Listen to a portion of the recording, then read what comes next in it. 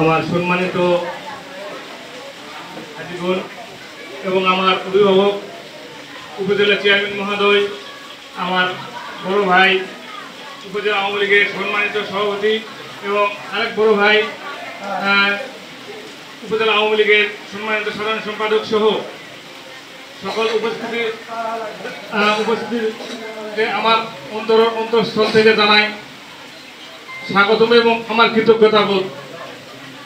আমি এমন একটা পরিস্থিতিতে এই যে আজকের এই অনুষ্ঠানটা করলাম, সর্বশেষ নবী হযরত মুহাম্মদ সাল্লাল্লাহু আলাইহি সাল্লামের রওজা শরীফ এবং পবিত্র কাবা যাতে আপনারা সুন্দরভাবে জিয়ারত করতে পারেন এবং হজ পালন করতে পারেন, এই দোয়া আমার রইল। এবং আমিও আজকে আপনাদের সামনে ঘোষণা দিতে চাই, আপনারা যারা ওখানে উমরা হজ পালন করতে যাবেন আমার জন্য দোয়া করবেন, যাতে আমি আগামী 25 সালের মধ্যে আমি যেন প্রথমে উমরা হজ পালন করতে পারি এবং আল্লাহ রাসূলের পথে আমি যেন চলতে পারি এবং 5 ওয়াক্ত নামাজ জামাতের সাথে পড়তে পারি।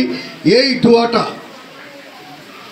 পবিত্র মক্কা মদিনায় আপনারা একটু আপনাদের সন্তান ভাই হিসেবে আমার জন্য দোয়া করবেন।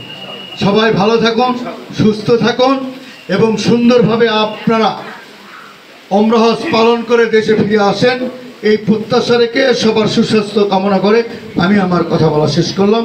আসসালামু আলাইকুম ওয়া রাহমাতুল্লাহ। এবং এখানে আছেন আল্লাহ সুরজ আলী এবং যারা ফ্রেন্ড কয়েন